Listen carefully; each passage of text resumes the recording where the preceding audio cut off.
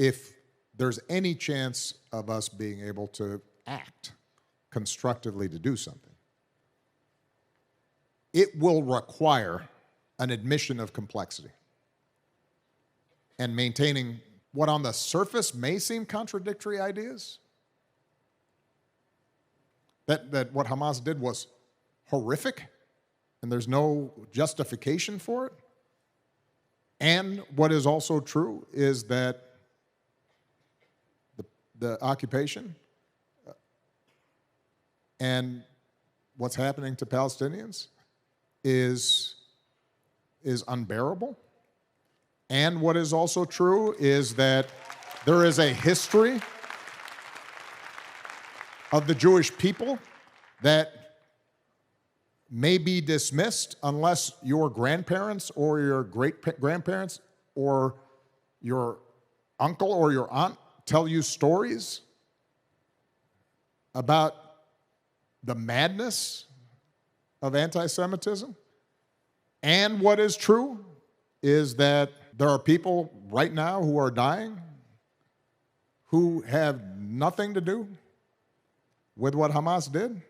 And what is true, right? I mean, we can go on for a while. And the problem with the social media and trying to TikTok activism and trying to debate this on that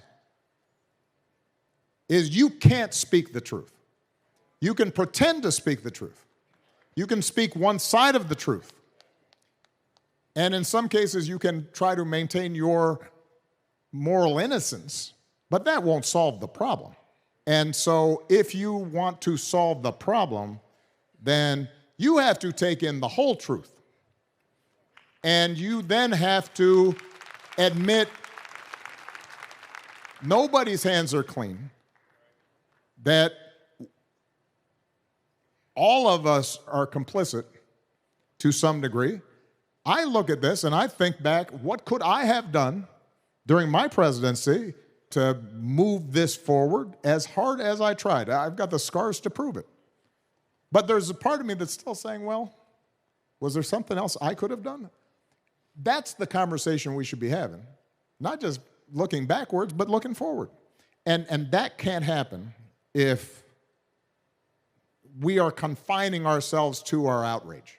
I would rather see you out there talking to people, including people who you disagree with. If you genuinely want to change this, then you've got to figure out how to speak to somebody on the other side and listen to them and understand what they are talking about and not dismiss it. Because you can't save that child without their help. Not in this situation.